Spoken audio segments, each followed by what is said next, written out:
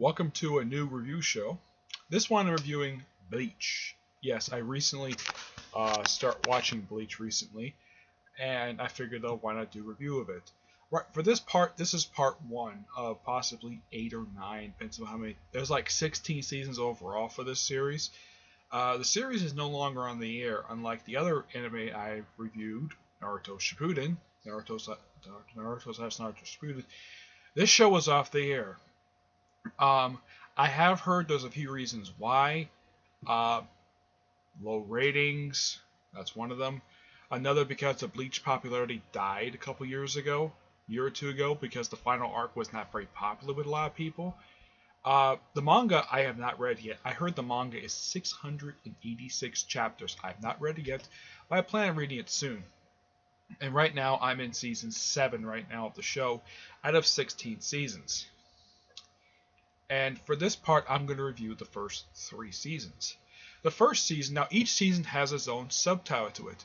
The first season is called The Substitute. Now, let me explain the premise of the show. Simply put, there is these group of people known as the Soul Reapers who walk around in komodos, well, basically robes, and they send souls to a place called the Soul Society, aka the Afterlife. And then there's these creatures known as Hollows, which they fight these things for pretty much most of the series, except for like a couple of seasons, which they fight something else. I'll get to that in part 2. Basically, now one thing interesting though, because it's an anime, it shares voice actors from several different shows. The main character of the show is Ichiro Urusaki, I think his name is. He's voiced by the awesome Johnny Bosch, which a lot of people will recognize that name as the guy who played Adam Park, aka the second Black Ranger from Mighty Morphin Power Rangers. He's one of 3 Power Ranger alumni in the show. The other, of course, is Derek Sampson, who was known for playing Elgar from Power Rangers Turbo. Ken Ichijoji from trying to think.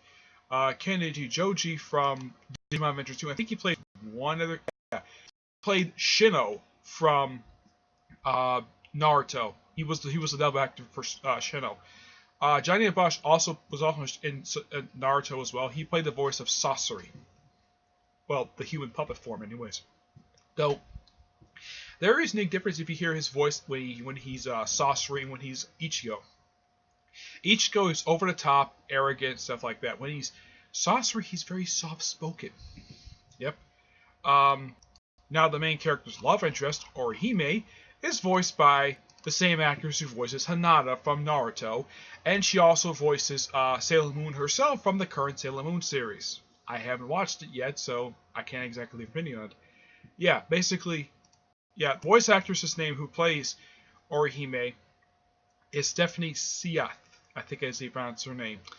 She, well, is a talented voice actress, and she does a pretty good job distinguishing between herself when she plays Orihime and Hinata. Hinata is more of a sort of a cutesy type of, it's similar voices, even though it's the same voice actress. Like with Johnny Bosch, you can tell a difference. Despite the fact it's a similar voice, despite the fact the voice sounds similar, it's the same exact voice actress. Okay? There are a few other characters noteworthy for doing this. Rukia, who's voiced by Michelle Rupp, she's basically kind of the old protagonist of the series. She does not anybody in Naruto that I can think of. No, she's not in Naruto, but okay, she played Sasuma Fuma. Basically, some of these other voice actors used to play one-shot characters from Naruto. Sometimes they play regular characters. Like, also, the voice actress for Sakura is also in the show, so she plays 2 characters. She plays Ichigo's little sister, Karen, and she also plays the captain of Squad 4. Let me explain the squads. There are 13 squads, and 13 court guard squads. They get a little more explanation in season 2 and 3 because Ichigo and his friends go to the Soul Society to rescue Rukia, which I'll get to that in a minute. Simply put, basically, Ichigo is a substitute Soul Reaper, basically, when he got his powers from Rukia. Though later on, I feel he actually has his own Soul Reaper powers. and he basically and they all carry around carry on these katanas called Zappatos. Now, Ichigo does not know the name of his Zappato until like toward the end of the season. Mm-hmm. Yeah. Um. Mm-hmm. Now, simply put, they pretty much have where he just hunts down hollows. They're these big, hulking creatures that they pretty much fight for pretty much about the majority of the series. They look kind of they're distinguished for being very big, and they wear these white skull-like masks. Though something really strange happens to them starting with season 6, which I'll get to when I get to that part, which that'll be part 3. Excuse me. But as time goes on, basically Ichigo's friends just find out. Now, Uru was actually like one of 3 actually does find out. Now, the other characters who have spiritual presence, basically, they can see ghosts, but they couldn't see the hollows. About halfway through the season, when Uru was introduced, he's this guy who's a Quincy. They're enemies of the Soul Reapers, and apparently he's the last one. Yeah, and apparently his power is that he can basically do this, like form an actual arrow out of energy and basically have his arm be a bow. Basically, the bow thing comes like both sides of his hand, though later on he gets to wear a glove for 2 seasons before he loses it, and pretty much loses most of his Quincy powers. Yep, Orihime's powers, when they get introduced, she basically can form fairies, or at least harpies, from her hairpins that were a gift from her late brother. Yeah, her brother died prior to the series. As for Chad, if you see him, he's this big hulking guy. His ability is that he can, his special ability is that he can basically cover his right arm with this big, powerful thing. It's not been explained yet from what I can tell, but apparently the thing is like very strong. It can punch through stuff. It can even fire energy shots, right? You can fire energy shots just by like forming like a big punch. And this happens when Uru basically decides to launch a contest of who can kill the most hollows. And the contest even brings a very large hollow called a Monoscrotic. Now, the place where the hollows reside is known as Hudos Manos. Basically, it's a Spanish name. Yeah, for some reason, the show tends to draw stuff from Spanish lore and also some bit of German.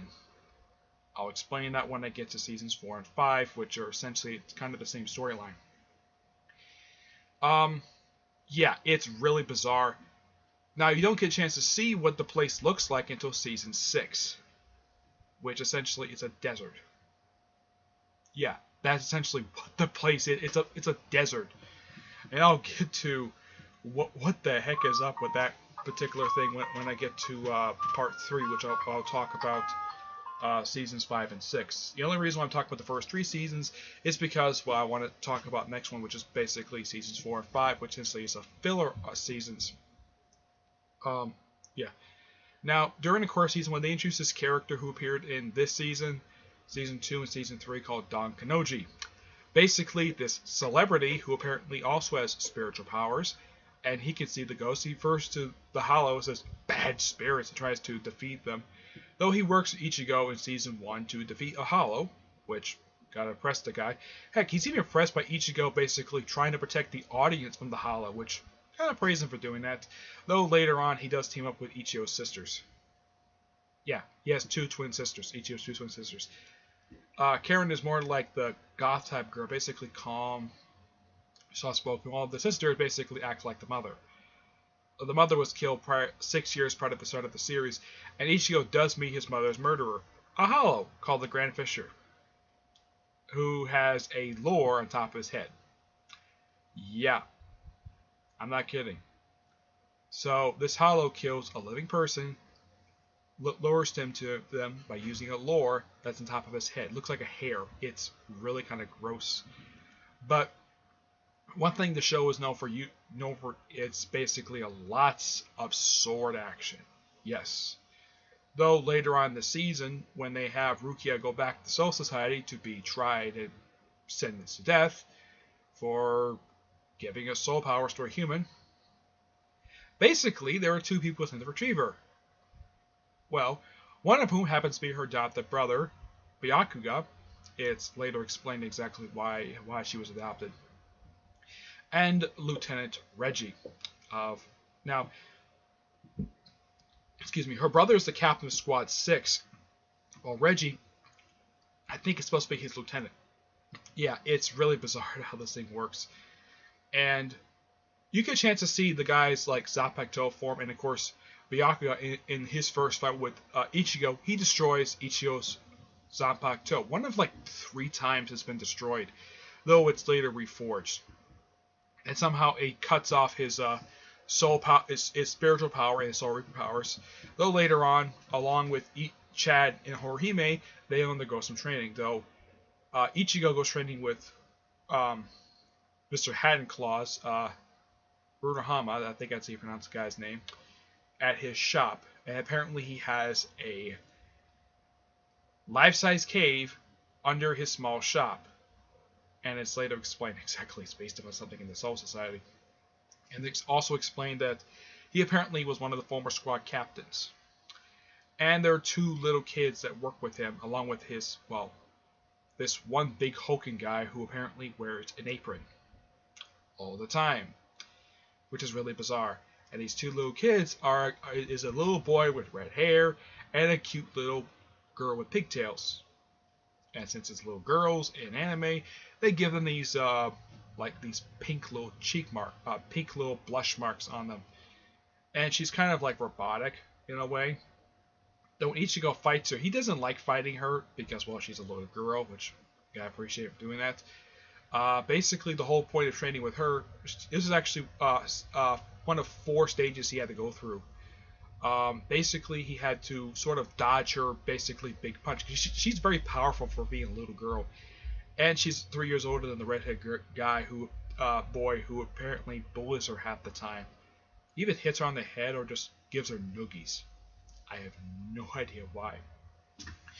Also, whenever Ichigo goes out in order to keep people suspecting what's going on with him so he does not look like he's sleeping all the time, basically they put this little pill in his mouth. Basically it contains a matzo, which is called Cone. He calls him Cone later on, basically he's put him in a stuffed lion. Though his first time he did it, basically he took his body on a joyride, acted really crazy, and basically attacked the classroom. Basically he started a riot in his classroom. Though he was very nice to Orihime, basically kissed her on her hand, and her best friend, who was an old friend of Ichigo's, kissed her on the cheek, and basically he started to go nuts. Though for some reason Orihime, who knows Ichigo pretty well, knows that was not really Ichigo at all.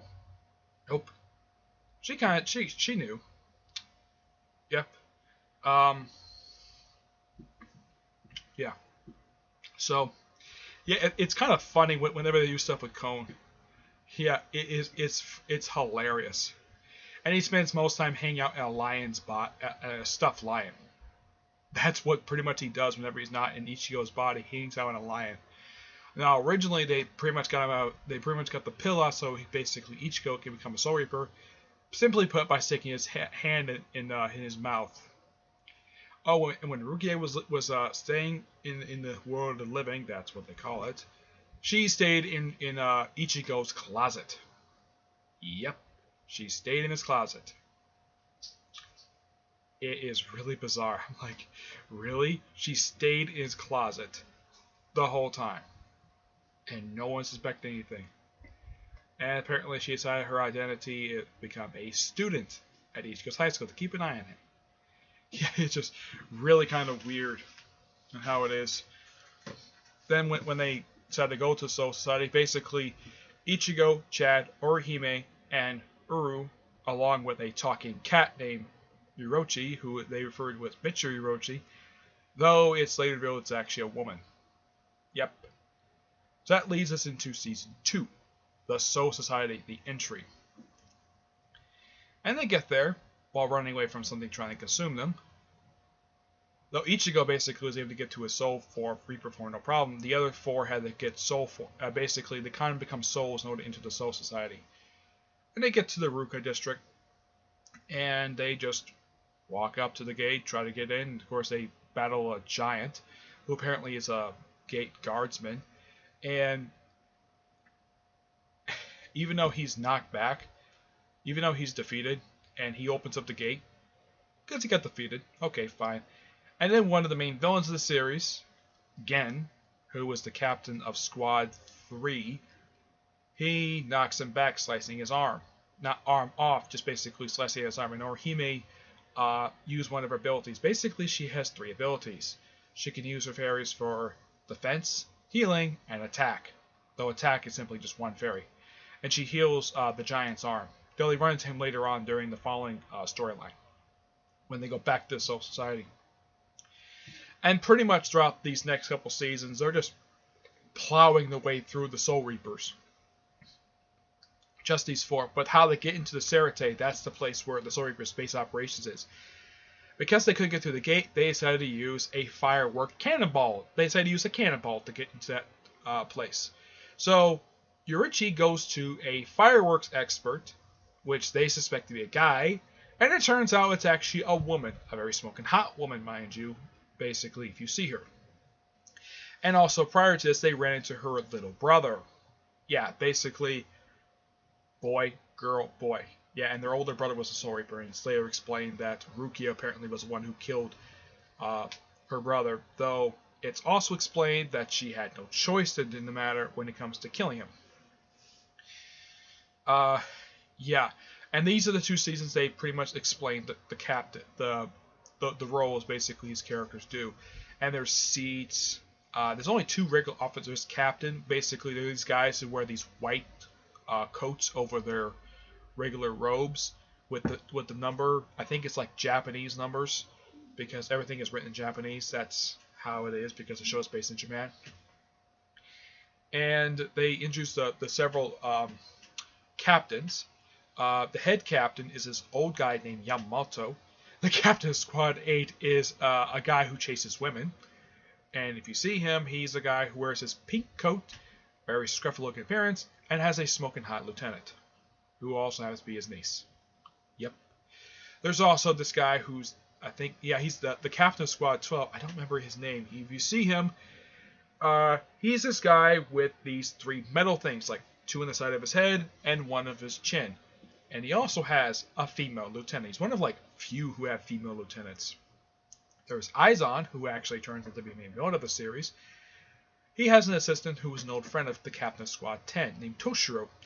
Now, in the Naruto series, the voice actor is known for doing the dub for Neji Hyuga, Hinata's sister. If you see, now the thing about Toshiro is basically he's the breakout character. He's kind of a fun character himself. Now, he's essentially a little kid who basically is much older than he actually looks. As a matter of fact, he's commonly mistaken for being a little kid. A lot. And he has this lieutenant who apparently likes to shop and drink, prefers to do shopping and drinking over actually doing paperwork. And she apparently loves showing off her cleavage.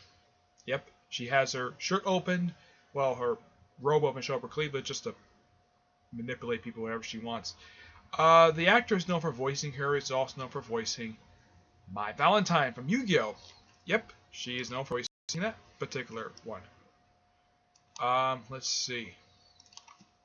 I think she's somebody from Naruto, if I'm not mistaken. Let me see here. Who voices her in Naruto? Let's see here. Okay, she voices in Naruto. She voices Shizune. Tsunade's assistant, who's also kind of her niece. Yep, and she's also known for voicing Nurse Joy from Pokemon. Yep, it's essentially the same voice actress. Yeah. Though for some reason the 4 never encounter her at all. They encounter her much later. And the place where they have Ruki executed, it's this looks like a giant H, and the way the execution goes, it's later shown in season 3, that apparently she's put up in a cross, like a crucifix type formation, and the way she's supposed to be executed is with this giant Safe, I'm not sure if we pronounce it, which apparently has the power of 1 million Zapback toes. Yep. Now a few other captains. The captain of Squad 13 is known for having a weak constitution. He spends half the time being ill most of the series. The captain of Squad 4 is basically the medical unit. Yep. Squad 2, who has a connection to Yorichi, they're the punishment. They're the punishment force. And Xiao Fang basically has a past where Yorichi basically gives Yorichi was her predecessor in the role as the head of the punishment force. There's also Squad 11, the combat force, and pretty much the largest squad out of all of them. And their captain is voiced by David Lodge. If you look him up, who he voiced in Naruto, he voiced Jiraiya, the pervy sage. That's what Naruto calls him. He's a guy who loves to fight. He fights Ichigo on a pretty impressive bout toward the end of season 2, and whenever they have these captains show up, it seems like because it's very big spiritual pressure. From our perspective, it looks like the gravity looks like they enter area with heavy gravity. Yeah, it's that painful to be near these captains. And sometimes they can, for these spirits, it's kind of like similar to Dragon Ball Z, where they can detect energy. They can tell who it is. This show uses a similar premise to that. Basically detect which spiritual energy is which. Like, during Ichigo's fight with Zapachi, he can detect Chad's spirit energy. Apparently, he's the only one he actually can detect for some reason.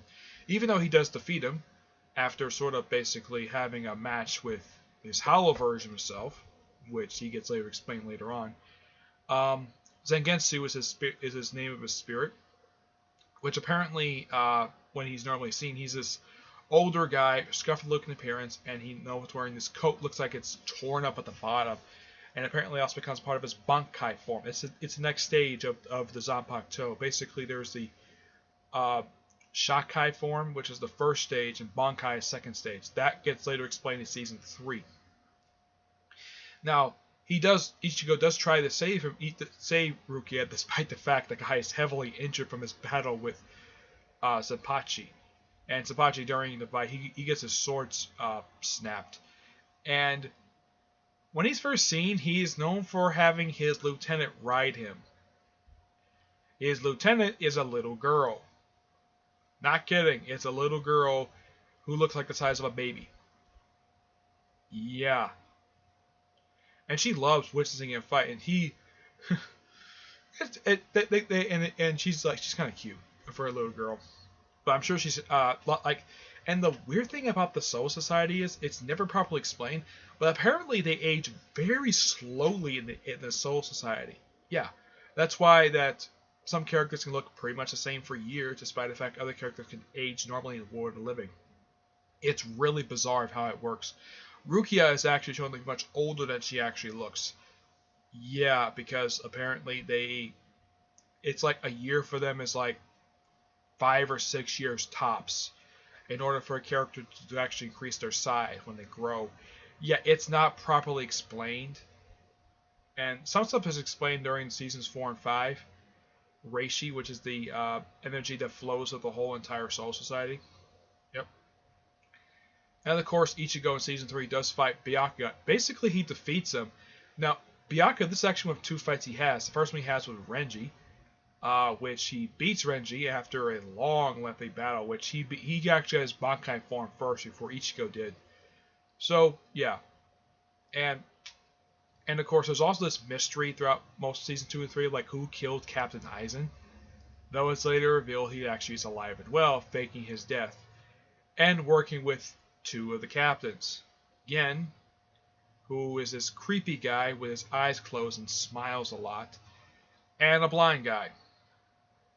And when it's revealed that he's the bad guy, and of course he stabs this lieutenant who basically who've been loyal to him this whole time. And that's how he pays her loyalty, by stabbing her in the chest.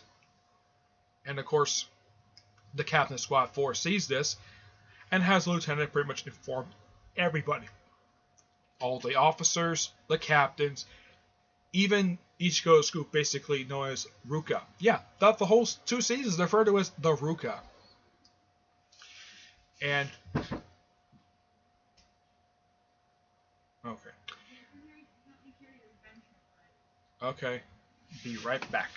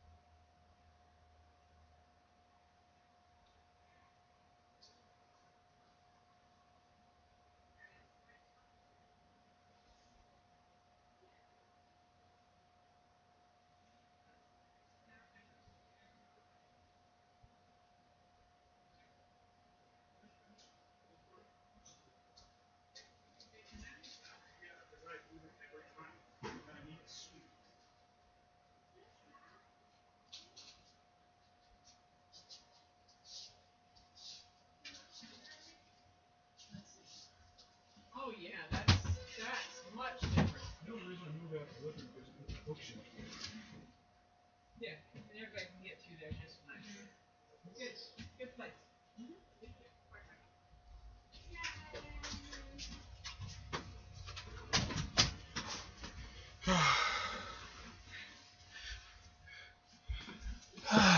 Sorry about that. I had to go move a bench. Yep. Now, where was I? Oh, yes, talking about Bleach. Okay.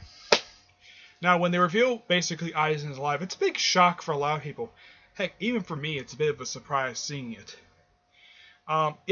Well, why not? The guy is pretty much the main antagonist for most of the anime, and for a good chunk of the manga, from what I've heard, though he's not the main antagonist of the final arc. It's a completely different group of people who's actually the main antagonist of that particular group of people, which I probably won't get into them during these anime reviews, simply because the final arc was never adapted. They actually stopped with the arc just prior to the final arc, because the popularity died. Though I have heard that there is a movie coming out next year, which, hopefully, if this movie is successful, we might get a chance to see a revival of the Bleach popularity, and maybe we might get a chance to see the show come back. Who knows? But then when they reveal, like, okay, Gen being working with Aizen, that's not surprising because they're showing flashbacks he was formerly his lieutenant. But seeing the blind guy, Toshin, I think his name is, who's actually a friend of the guy who's wearing like this helmet most of the time. His name is Corner Room, I think his name is. Yeah, apparently he has a wolf's head. Not kidding. And size-wise, he's the biggest of all the captains. He's huge. I mean, he's bigger than Kapashi. He's even bigger than the head captain. Now, interesting thing about the captains of Squad 13 and 8. They were students of the head captain. And they've been there for a while. Let me think. I'm trying to think. Did I forget any of your captains? I think I covered all of them I could think of. Yeah, I can't think of any. Nope. Can't think of any. Yeah, and one thing quite interesting, yeah, and like I said, most of these guys, lieutenants, are all women. Heck, there are 2 captains that are women, and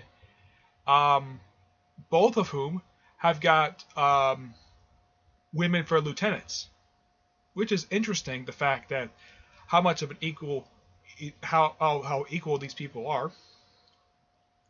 I mean, there's no hint of sexism at all. Like, oh, a woman can't be captain. Really? The captains of Squad 2 have had 2 female captains. Though, who knows? Yeah. But, and then pretty much at the end of Season 3, when they reveal Aizen is basically behind everything, and the way he makes his exit at the end of Season 3, though he's referenced in the next couple of seasons, and he does finally come back in Season 6, it's sort of this grand fashion. It's this special move Hollows use in order to sort of escape. And the sky over the area where Baruki was going to be executed opens up, and there's these hollows above it, and they just bring up Aizen and his 2 subordinates, which the other guy,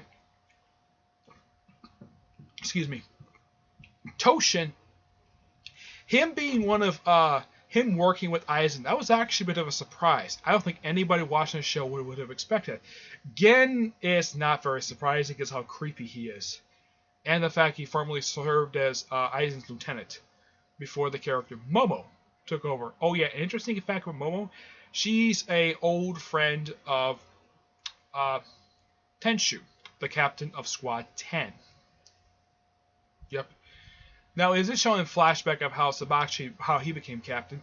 Simply put, he killed his predecessor in a duel witnessed by 200 people. Apparently, that was one of 3 ways people can become captain. Another way is basically take the captain exam and also learn Bankai. Other one is simply having the recommendation of 3 captains and approval of the other 7. Okay. Sounds very simple, really. Yeah. So you have to have 10 captains in order to become a captain. At least their approval anyways.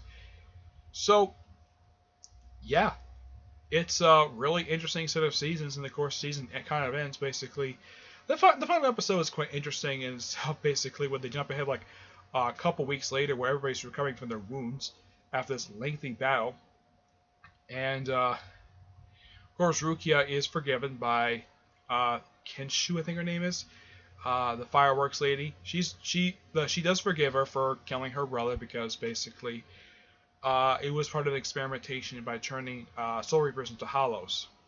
Yeah, it's kind of strange. And when he reveals himself to be evil, he takes off his glasses, brushes his hair back, and has this more sinister hair look to him.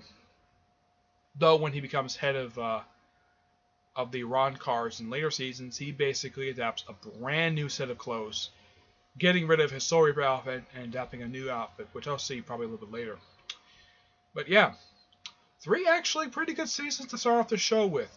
I mean, yes, there are some filler here and there. Not much filler in these first few seasons. But the next several seasons, there's a lot more filler. Okay, so... Oh, and the 3rd season is known as Soul Society, the Rescue. Oh, and Rukia spends the next couple seasons wearing this white robe. She wears it the whole time. No change. And of course, the store owner, the merchant they work with, yeah, it's revealed that he was the former captain of Squad 12, and basically he was kind of indirectly responsible for some of this stuff, but not like big like Aizen was. Okay, so that's it for this part. Stay tuned for part 2. We'll talk about seasons 4 and 5, where the villains are a group of people known as the Bonts. Yeah, these guys. And no, they're not from the manga, from what I've heard. It's complete anime original season. Okay, so until then, I will see you there. Bye.